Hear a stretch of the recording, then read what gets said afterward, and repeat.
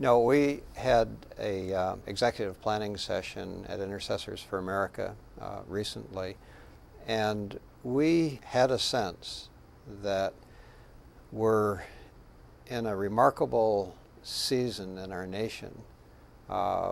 We had this picture of autumn leaves rustling down the street, and yet a bit of a foreboding sense that it's on the threshold of a season of winter, of some harsh realities, which ultimately is followed by spring, of course. But my question is, what would you say are the principal initiatives that we can be taking that would help us as we would move into such a season?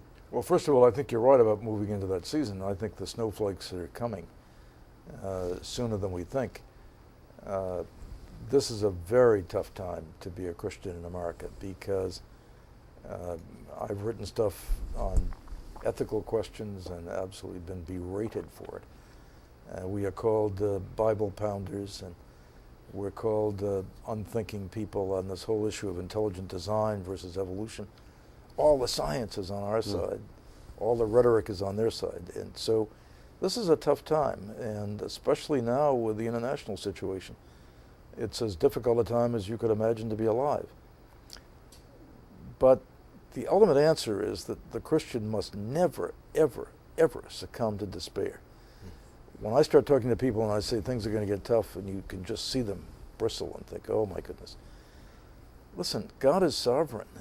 Despair is a sin because it denies the sovereignty of God. And so we say, okay, it's winter, get out the snow shovels. And spring is coming. And Pope John Paul II had his springtime of evangelization that he foresaw in the 21st century. He, as an old man, retained that, I won't call it optimism because optimism is a matter of how you perceive things, that confidence in the future that comes when you're in God's hands. So yeah, it's going to be a tough time. It just means we have to do a better job than we've been doing. And see the opportunities that may not come about any other way. Precisely. Well, you raised something in a question today that I hadn't focused on before, and it's extremely important. Yeah, we're fighting a battle against terrorism. It's costly. It's a war that a lot of people are disillusioned with, but you know it is opening up parts of the world of the gospel that have never been opened up before. Of course. Out of very difficult situations always comes opportunity. Look at my life. When I went to prison, I thought it was the end of my life.